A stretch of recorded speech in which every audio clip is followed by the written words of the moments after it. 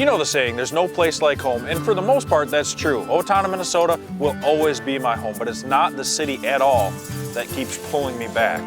It's about 4.5 miles south, where my parents still live, where I grew up, and the dirt that I grew up hunting. Getting to hunt home ground is a special hunt that I look forward to every year. Generally speaking, it's the highlight of my calendar year in the spring for turkeys, in the fall for whitetails. No matter where I go, no matter what I hunt, home ground is always top of the list.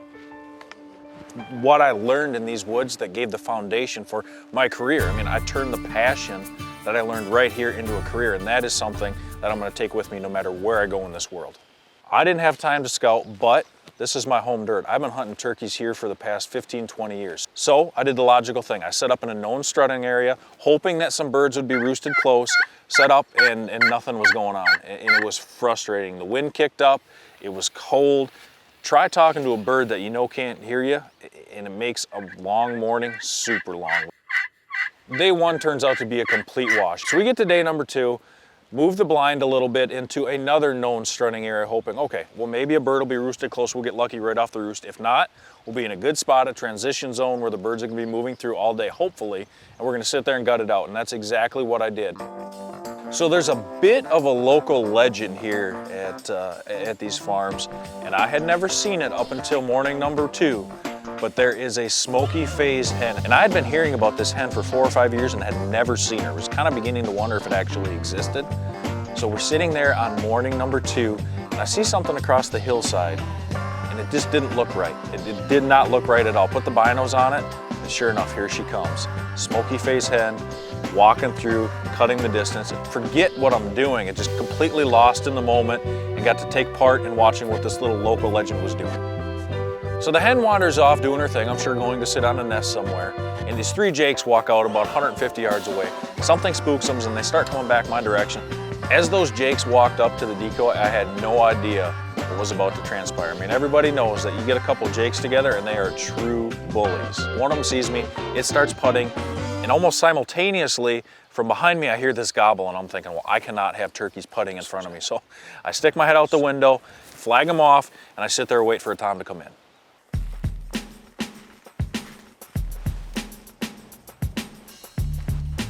So I wake up on the final day of the season, and I've got about an 1.5-hour drive down to the property. An hour goes by and a tom starts responding. And he's responding to every call that I make, so I know he's alone. I can hear him circling around to the north of me, getting closer and closer and closer. And as I'm waiting for him to crest this hill, out of the corner of my eye, there's Miss Smoky Hen. Had been sitting in the grass, maybe on a nest, for the past hour and went straight to that tom. That tom went from responding to every one of my calls to responding to 0 of my calls as soon as she was with him. I hit him with 3 or 4 more yelps, purrs, cuts. He would not even respond. I'm thinking, all right, I've got a fan with me. He is not gonna come to me, so I'm going to him, and that's exactly what I did. This is the 3rd time in 3 days I've had a hen pull a gobbler away from me. He was coming, she goes to him, nothing. So I could sit here for the next hour and hope that he's gonna come back. He's not gonna. Or I can take this and I can go straight at him and be more aggressive with it, and I think that's gonna work. Either way, win, lose, or draw, that's what's gonna happen. I'm not gonna sit here. So I worked around the side of the hill, poked up really, really slowly, and had that fan in front of me the whole time. Literally, there was nothing but the brim of my hat and my eyeballs peeking over the top of that fan. So as I crawled through the grass right along the edge of the field, I saw the hen, and she was bedded down on the edge of the field, and I knew at that moment he had to be close. All of a sudden, that big old softball head poked up over the hill. When he saw that fan, his head went from red to white to blue to white, and he started coming my way. Oh, it's game on. I knew that this was gonna work. I was gonna get a shot, whether I could make it happen or not, and he started closing that distance very, very quickly. And he got from about 60 yards to 30, and I wanted to let him play, and I wanted to watch him work for the camera, but at the same time, I knew that things could go south very, very quickly, and when he stuck his head up to look, I let him have it.